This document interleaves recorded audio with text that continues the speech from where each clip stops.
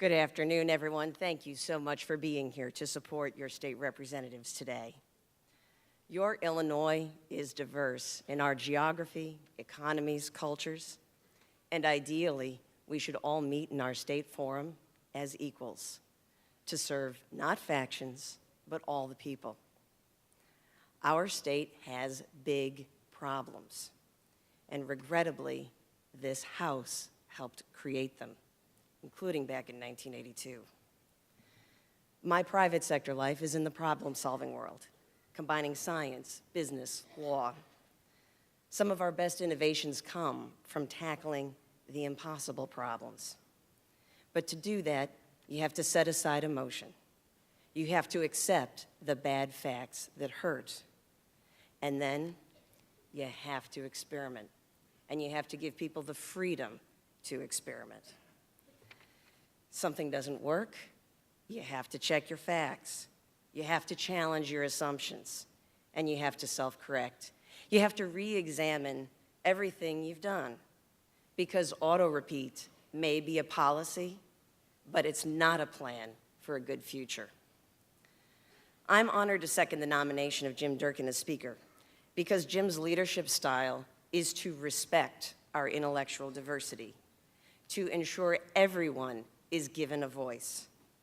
Jim strives to support his members to get practical, consensus solutions where we can say yes for Illinois. Our current rules render many on this stage procedurally powerless. In a state that's supposed to respect minority rights, do we accept that, or do we decide we're going to change that? Our General Assembly needs to be constructive so we can help our citizens be productive. How can anyone expect to thrive and grow when they fear their state government's plans for them? When your idea of helping one person in Illinois is to put a punishing burden on the back of someone else in Illinois?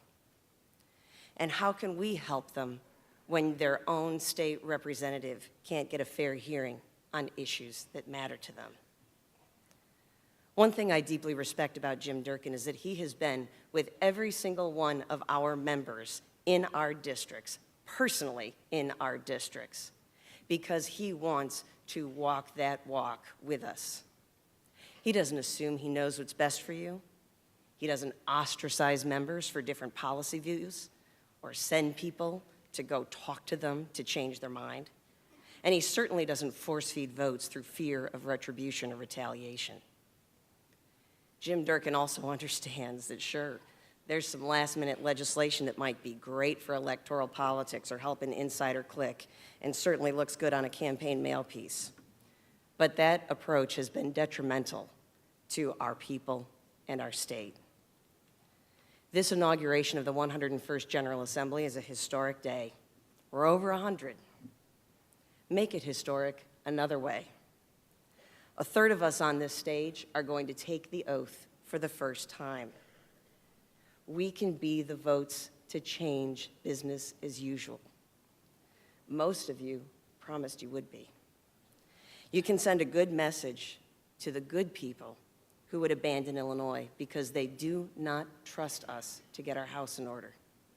Tell them, new members, new house, new rules, new speaker. On behalf of my new member class, I second the motion to name State Representative Jim Durkin, my leader, as Speaker of the House of the 101st General Assembly. Thank you.